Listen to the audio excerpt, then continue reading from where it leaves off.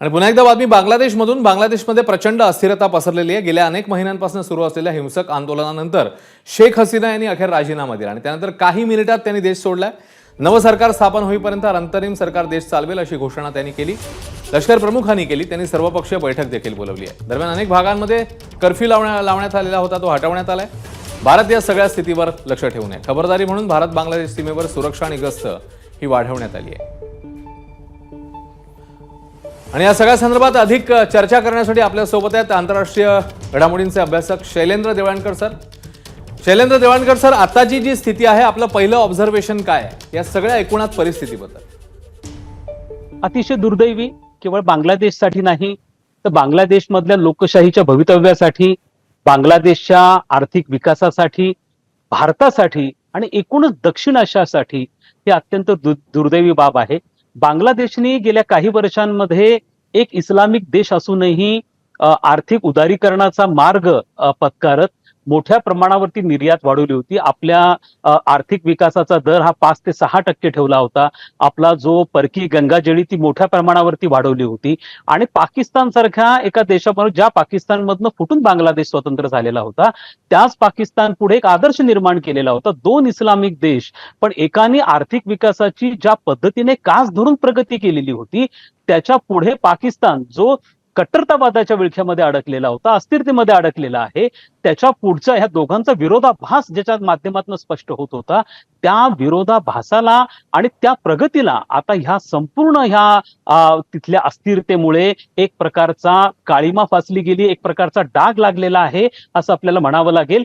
आणि जिथं 15 वर्ष शेख हसीनांच्या पंतप्रधान पद त्यांच्याकडे होतं, अवामी लीगचं स्टेबल गव्हर्नमेंट होतं, त्यावेळेला जो प्रकारचा विकास तिथं घडून आलेला होता, आता मात्र ज्या पद्धतीने तिथं घटना घडता आहेत, त्यामुळे एकूणच त्यांच्या लोकशाहीचं भवितव्य हे अंधारात आहे. आणि याचा नकारात्मक परिणाम हा बांगलादेशच्या आर्थिक विकासावरती, बांगलादेशच्या निर्यातीवरती निश्चितपणे होईल असं आपल्याला या सगळ्या परिस्थितीमधनं दिसून येतं. आणि सर्वात महत्वाचं म्हणजे ज्या देशांनी आपल्या निर्मितीनंतर 1971 नंतर ज्या बांगलादेशने आपला बहुसंख्य काळ हा लष्करी हुकुमशाहीमध्ये, राजवटीमध्ये घालवला आणि अथक प्रयत्नांनी तिथल्या लोकांनी लष्कराला बाजूला करत लोकशाहीचा मार्ग स्वीकारला, त्या देशामध्ये असा प्रसंग घडावा आणि पुन्हा एकदा लष्कराला आपली मान वर करायला किंवा आपला हस्तक्षेप वाढवायला वाव मिळावा अशी परिस्थिती निर्माण झाली, हे निश्चितच दुर्दैवी आहे असं आपल्याला म्हणावं लागेल.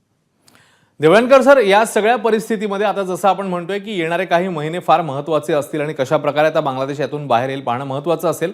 पण भारताचा विचार केला तर मगाशी देखील ढगे सरांशी देखील बोलणं झालं तेव्हा की भारत आणि बांगलादेशचे संबंध, त्यानंतर शेख हसीना आणि भारताचे संबंध, या सगळ्या घडामोडींचा विचार केला तर आत्ताच्या घडीला भारताने या दृष्टीने नेमकी कशी पावलं टाकली पाहिजेत, काय खबरदारी भारताने घ्यावी आताच्या स्थितीमध्ये? मला असं वाटतं की केवळ बांगलादेशच नाही तर भारताचे जे 7 शेजारी देश आहेत, हे 7ही शेजारी देशांमध्ये ज्या ज्या वेळेला अशा स्वरूपाची अस्थिरता निर्माण होती, ज्या वेळेला तिथं नैसर्गिक संकट येतात, त्यावेळेला भारताच्या अंतर्गत सुरक्षेवरती त्याचा परिणाम होतो. कारण भारताची अंतर्गत सुरक्षा आपल्या शेजारी देशांच्या अंतर्गत सुरक्षेबरोबर जोडली गेलेली आहे, त्यांच्यात एक ऑर्गॅनिक लिंक आहे. त्यामुळे श्रीलंकेमध्ये काही प्रकार घडला तर निर्वासितांचे लोंढे हे आपल्याकडे येतात. तोच प्रकार बांगलादेशच्या बाबतीमध्ये आहे. नेपाळमध्ये भूकंप झाला तेव्हा अशाच प्रकारची परिस्थिती आपल्याला उद्भवली होती. आणि बांगलादेशच्या बाबतीमध्ये तर आपला इतिहास आहे. 1971च्या स्वातंत्र्य युद्धाच्या वेळेला किती मोठ्या प्रमाणावरती निर्वासितांचे लोंढे आपल्याकडे आलेले होते, त्याचा आपल्या अंतर्गत व्यवस्थेवरती किती ताण पडलेला होता, हे सगळं गोष्टी आपल्याला इतिहासाने दाखवल्या आहेत, आपण त्या सगळ्या भोगलेल्या आहेत. आणि बांगलादेशच्या बाबतीमध्ये असं आहे की भारताच्या ज्या शेजारी देशांबरोबरच्या सीमारेषा आहेत, त्यापैकी सगळ्यात मोठी सीमारेषा भारताची बांगलादेश बरोबर आहे. ती 4000 किलोमीटरची सीमारेषा आहे.